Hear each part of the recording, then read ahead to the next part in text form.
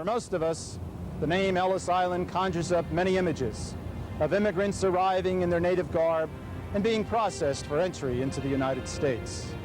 About 40% of all Americans can trace an ancestor to Ellis Island. But for those other Americans whose family members did not come through here, the name Ellis Island still conjures up more than just a relic of the past. It is a powerful symbol, a touchstone that goes to the very core of being an American. If a nation's strength lies in its people, then America's strength lies in the courage and the determination of the many diverse peoples who came here. Fleeing poverty, oppression, persecution, and war, they took the risk. They left behind their familiar worlds and journeyed to a land they knew only but by hearsay.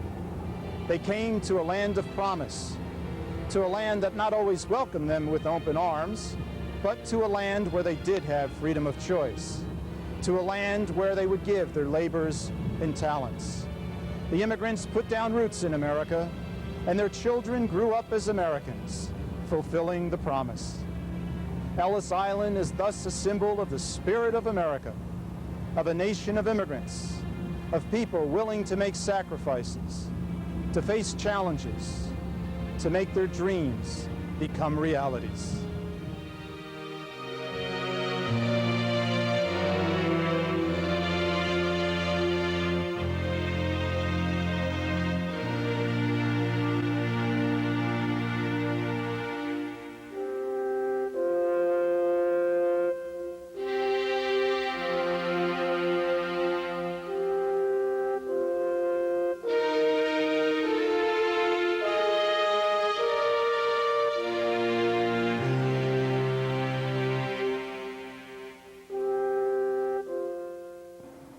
All stories have a beginning, but the one for Ellis Island offered little insight about its ultimate destiny. When only the Mohican Indians inhabited this part of the world, the island was just a 3-acre parcel of land jutting out from the river, a barren, forlorn mixture of sand, mud, and clay, with no fresh water, vegetation, or animal life. With the land all around it so abundant in nature's bounty, the Indians had no use for this island and ignored it. Only the seagulls claimed it then, and so the Mohicans called it Kiosk, or Gull Island. In the 17th century, Dutch settlers discovered a large bed of succulent oysters off the island's shallow waters. The place thus became known as Oyster Island, and the site of Sunday oyster roasts and clam bakes, with hearty ale the beverage of choice. After the English conquered New Amsterdam, Governor Edward Andros rewarded Captain William Dyer, a naval commander against the Dutch, with various lands, including Oyster Island. Dyer became a customs collector and later mayor of New York. Oyster Island had many owners thereafter, but none found any practical use for the barren mudflat. In 1765, a merchant vessel sailing from New York was captured by pirates headed by a man named Anderson, who slaughtered everyone on board except for a little boy. Captured in the Virgin Islands, the English brought Anderson back to New York, where he was tried, convicted, and sentenced to be hanged. Seeking a secluded execution spot, English officials selected Oyster Island. Curious onlookers came by rowboat anyway to watch the hanging. Anderson's body was left hanging from the scaffold, or gibbet, as a warning of the same fate to other would-be pirates. Until the 1830s, other pirates were hanged there as well, with the executions rivaling the oysters as the island's main attraction, and the island became known as Gibbet Island. A farmer named Samuel Ellis bought the island around the time of the American Revolution, hoping to commercialize its seafood products. In 1785, he was ready to give up, though, and advertised Oyster Island for sale in a newspaper. He had no takers. No one saw much use for that still desolate spot, any more than the Indians had earlier. For a while, though, a man named Wilder operated a tavern there called Wilder's Tavern for thirsty boaters and fishermen. In 1794, Army engineers reported that both Ellis's Island and Governor's Island on the opposite side of the North River were ideally situated to defend New York Harbor against enemy invasion. Samuel Ellis agreed to let the government put guns on his island and offered to deed it to the state, but he died before the transfer was signed. The government went ahead and in 1798 mounted a dozen 24-pound cannons on a wooden parapet on Ellis Island and built a barracks to accommodate a company of soldiers. In 1807, New York State took legal possession of the island from Ellis's heirs for the sum of $10,000. The state then transferred the land to the federal government and was reimbursed. A circular masonry battery of 14 guns replaced the earlier fortifications, and the barracks were enlarged. Renamed Fort Gibson in honor of an officer killed in the Battle of Fort Erie, the cannons never fired a shot. By 1861, crumbling old Fort Gibson was dismantled, and the island became a naval munitions storage depot, much to the alarm of nearby New Jersey residents. Deserted once again except for the lonely vigil maintained by a squad of 5 Navy guards, the island remained for the next 30 years much as it had been at its beginning, a place sought only by the seagulls. When the Erie Canal opened in 1825, this excellent waterway offered the best route to the rich lands of the nation's interior. That fact, together with rapid industrial growth in the region, transformed New York into the greatest immigration port in the world.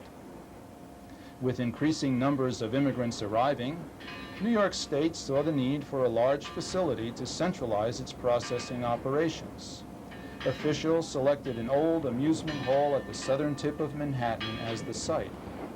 Originally a circular fort called Castle Clinton, it had been converted into a concert and opera hall and renamed Castle Garden. It was there in 1850 that the showman P.T. Barnum brought the Swedish nightingale, Jenny Lind, to sing to an audience of 5,000 people. In 1855, with its seats and stage removed, the vast rotunda of Castle Garden became the noisy center of immigrant arrivals and family reunions. For 35 years, Castle Garden functioned as the nation's primary immigrant depot. Graft and theft were not uncommon within the building. Outside, swindlers and thieves awaited the unsuspecting immigrants to steal their money or baggage or both, or else con them into overpriced rooming houses even if their destination was a short distance away. With daily arrivals numbering in the thousands by 1890, Castle Garden had become woefully inadequate and was closed. Temporarily, the federal barge office at Battery Park became an inspection depot. An 1891 law authorized complete federal control and the creation of a Bureau of Immigration under the Treasury Department. Secretary of the Treasury William Windom sought an island for the government's processing station.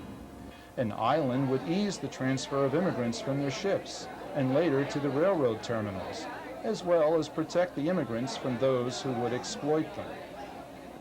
Windom's first choice was Bedloe's Island, site of France's spectacular gift of friendship in 1886, the magnificent Statue of Liberty enlightening the world. That choice was thwarted by a furious public protest, churned up by newspaper publisher Joseph Pulitzer, whose campaign had successfully raised the money for the statue's pedestal. Army Chief of Staff General John Schofield successfully objected to the second choice of Governor's Island, where an army base was located. With little choice left, Windom recommended Ellis Island. Before construction could begin, landfill operations doubled the island's size, with a seawall and landing docks at the south side of the island. Workers dredged a channel over 1,200 feet long, 200 feet wide, and 12 feet deep to enable the boats to approach the island. On the island itself, several buildings were built: a powerhouse, restaurant, dormitories, and a small hospital at a total cost of $500,000. Most impressive was the main building, a 3-story structure that was about 400 feet by 150 feet. Built of Georgia pine and spruce, thinly covered with galvanized iron with a slate roof, the building contained a baggage area on the ground floor. Upstairs were the large reception area, hearing rooms, detainee areas, a money exchange, railroad ticket booths, and other immigration offices. On January the 1st, 1892, Ellis Island officially opened. The first immigrant to set foot on Ellis Island was Annie Moore, a 15-year-old from County Cork, Ireland, traveling with her two younger brothers to rejoin their parents who had previously emigrated to New York City. Almost 700 immigrants passed through Ellis Island that first day, nearly 450,000 in the first year. Just after midnight, though, on Tuesday morning, June 14, 1897, fire broke out in the main building. Flames quickly spread throughout the huge wooden structure, and soon the entire island was a raging inferno. All 250 people on the island, immigrant detainees, hospitalized patients, and staff, were safely evacuated as the fire burned until daybreak. Although no lives were lost, almost all immigration records dating back to the 1840s, including those from Castle Garden, had been destroyed. For 2.5 years, immigrant processing again took place in the overcrowded barge office in southern Manhattan. During that interval, new fireproof buildings costing $1.5 million were constructed on Ellis Island. The main building went up approximately where the old one had been. Built of brick with limestone trim, its architecture is a mixture of 19th century American and French Renaissance styles. Standing 385 feet long, 165 feet wide, and 62 feet high, it has 100-foot copper-domed observation towers at each corner. Massive triple-arched entrances greeted the new arrivals, their arches reaching up into the second story. Over each archway is a national coat of arms, surrounded by concrete guardian eagles. On December 17, 1900, Ellis Island reopened. Built to accommodate 500,000 immigrants a year, twice that of the 1890s, it quickly became inadequate.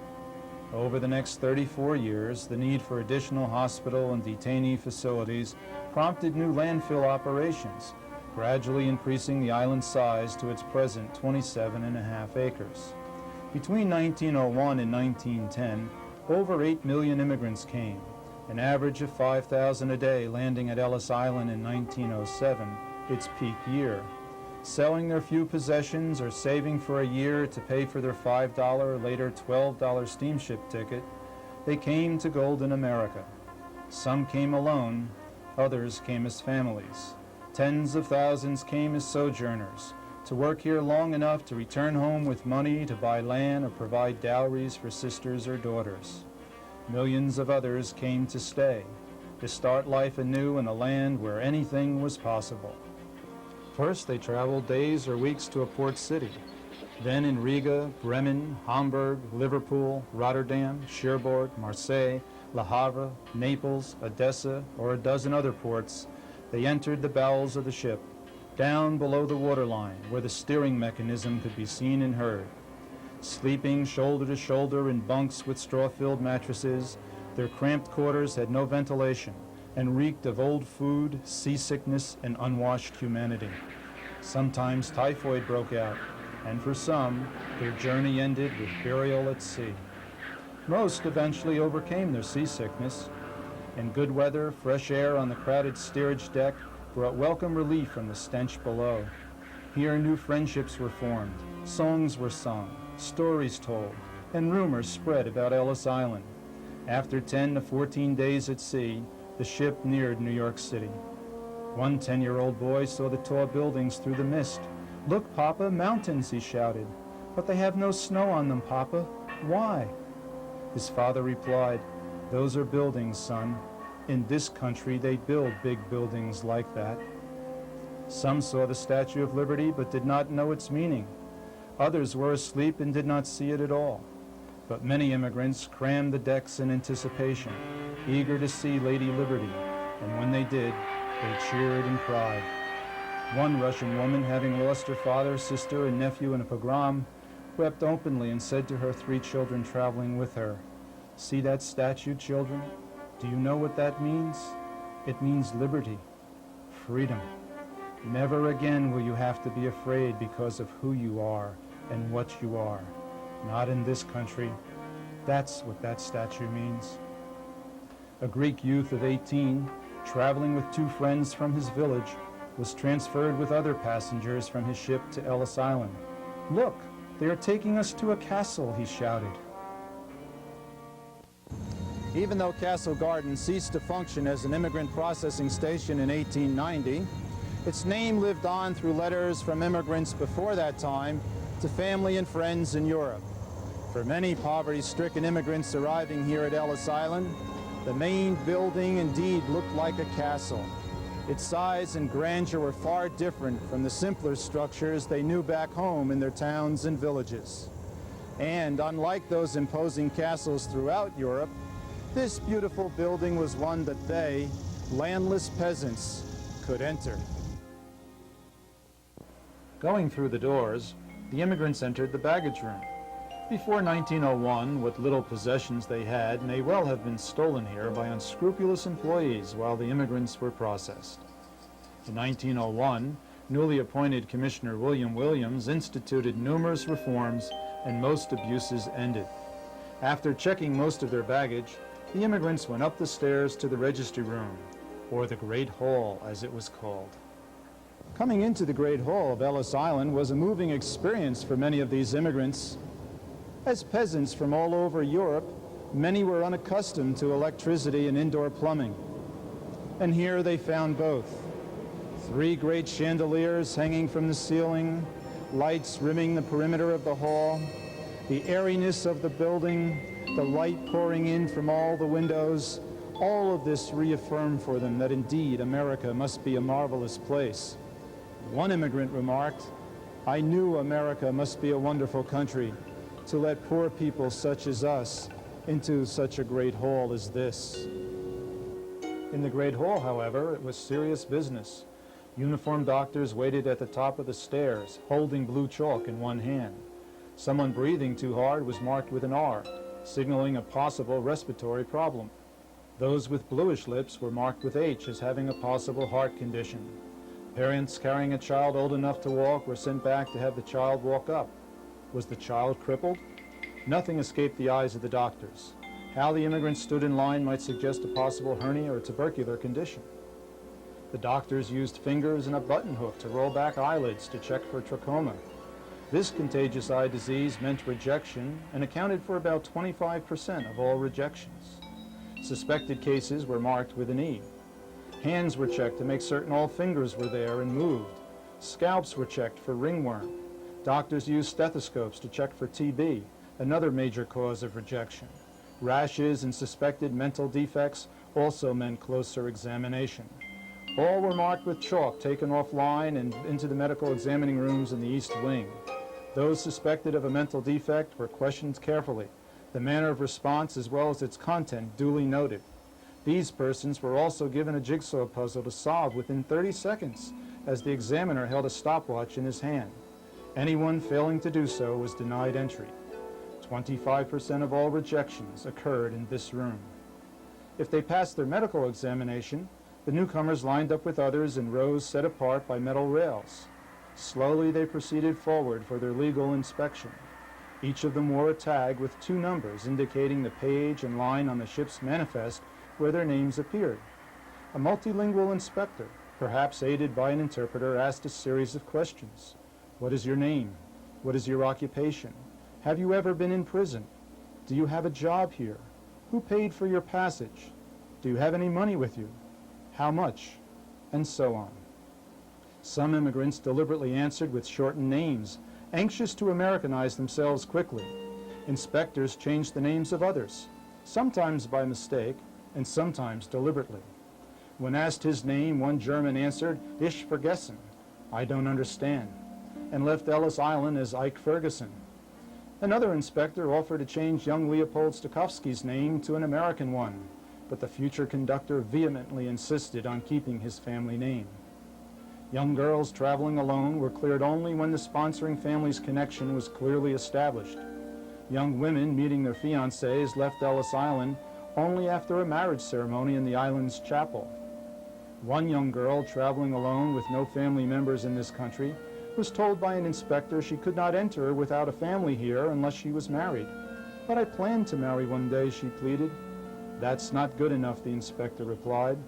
Tears rolled down the girl's face, and then she heard a voice behind her say in her native Hungarian, "I'll marry you." She turned around and saw a young man smiling at her. Not wanting to return to Europe, she accepted the stranger's offer, married him in the island's chapel, and left Ellis Island. 54 years later, this same couple returned to Ellis Island on their wedding anniversary, to the place where they had first met. Another question, "Do you have a job?" if answered yes, might have meant rejection, since the alien contract labor law pushed by labor unions made it illegal for immigrants to hold a promised job before arrival.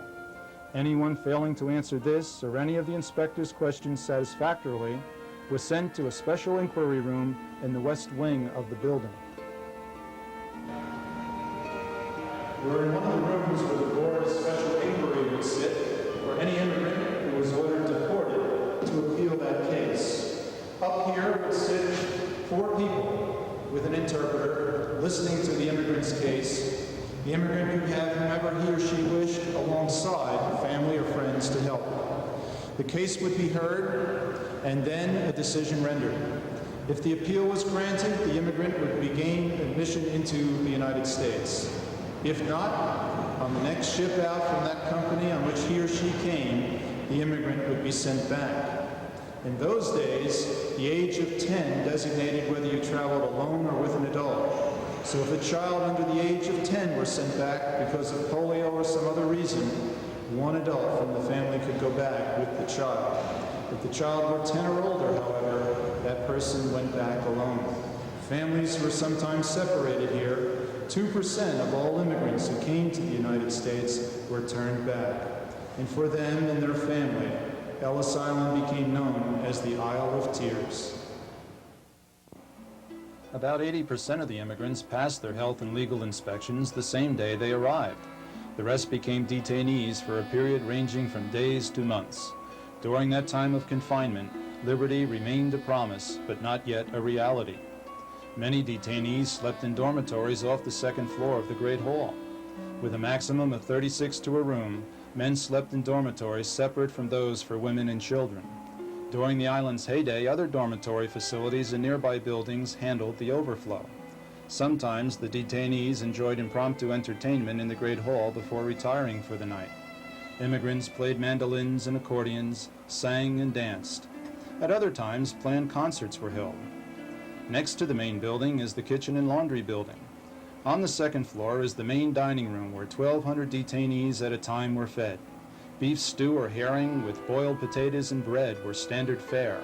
Here many tasted their first American apple pie or ice cream. Many did not even know what bananas were. A dining room attendant, seeing one family not eating their bananas, decided to help them. Unable to speak their language, he simply picked one up, unpeeled it, and pantomimed that they should then eat it. The family smiled, nodded their heads, and he left. When he returned to take away their plates, he discovered the bananas still on the plates, but all the skins now eaten. Immigrants clearing the examinations in the Great Hall went down the west stairway to the money exchange to get American currency, and perhaps to the post office nearby to send a letter back home telling other family members they had arrived safely. Nearby were numerous cubicles of immigrant aid societies to assist the newcomers in purchasing railroad tickets, finding relatives, lodging, or jobs. Depending upon their destination, the newcomers next went to waiting rooms for ferries to either New York or New Jersey, or to the railroad ticket office where they were again tagged for the track number for their train, and then they went to the railroad waiting room.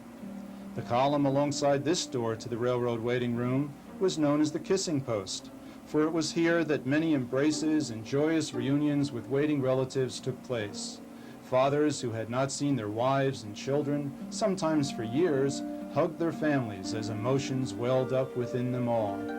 The immigrants may have entered Ellis Island with unsmiling, anxious faces, but at this spot, only happiness and relief existed. Of the 17 million immigrants who arrived at Ellis Island, some were transported to New York's Battery to settle in New York City or upstate. But about 8 to 10 million immigrants came here to this Jersey City train station for the Central Railroad of New Jersey. Some would journey a short distance away to a nearby New Jersey city, Newark, Passaic, Paterson, Trenton, or Camden, perhaps. Still others would travel farther to Pennsylvania, the Midwestern states, or further yet throughout the country. From these railroad platforms, millions of new Americans began the last leg of their journey to that place in America that would become their new home. You are looking at the Wall of Honor at Ellis Island. It contains the names of over 200,000 immigrants whose descendants have honored their memory here. It is an honor they richly deserve, for these were the courageous ones. There were others who could have come here, but they chose not to. No, these were the ones who took the risk.